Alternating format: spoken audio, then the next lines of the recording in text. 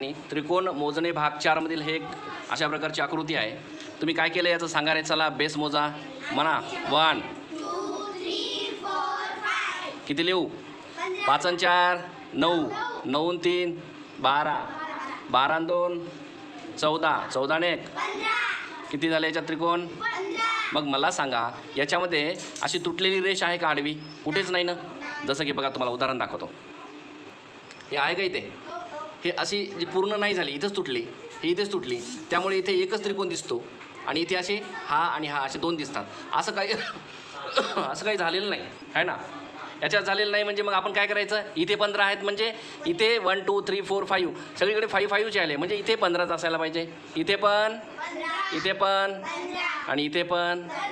मग 15चा टेबल म्हणा. 15 1 15 दोन्ही 15 त्रिक 15 चौक 15 पाचा शाबास 75 म्हणजेच 75 एवढे त्रिकोण आहेत है ना. जास्त लिहायची गरज नाही मनामध्ये. एकदा खाली 15 म्हणलं की सगळीकडेच 15 15 मांडा. आता याचं तुम्ही सांगा बरं. हां मन सांगा. 1 2 3 4 4च आहेत ना. 4 आणि 3 7 आणि 2 9 आणि 1 8 कशी होतील रे? तू असं वळवळ नको जास्त करत जाऊ. डोकं ठेवत जा. परीक्षेमध्ये पण असंच होईल. जास्त थलथल नाही करायचं. हुशार राहायचं. आपण नवोदयचे विद्यार्थी आलतू फालतू आहेत का? दुसरी तिसरीचे 4 आणि 3 7, 7 आणि 2 9, 9 आणि 1 10 किती झाले सगळे?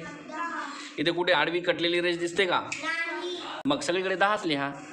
इथे पण 10 आणि इथे पण 10 आणि इथे पण. किती वेळेस 10? मोजा 10चा पाडाव ना.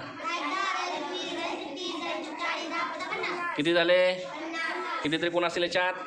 शाबाश हुशार आहे तुम्ही. करून टाका पटकन मग. हां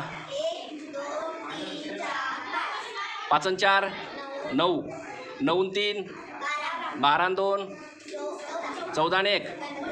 मग आता इकडे किती असतील? आणि इथे मग 15 त्रिक 45. ठीक आहे. इथे मोजा.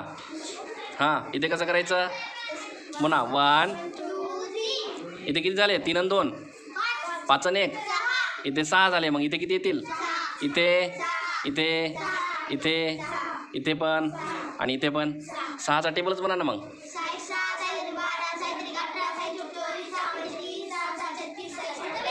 6 7 42 म्हणजेच 42 42 त्रिकोण आहे त्याच्यामध्ये.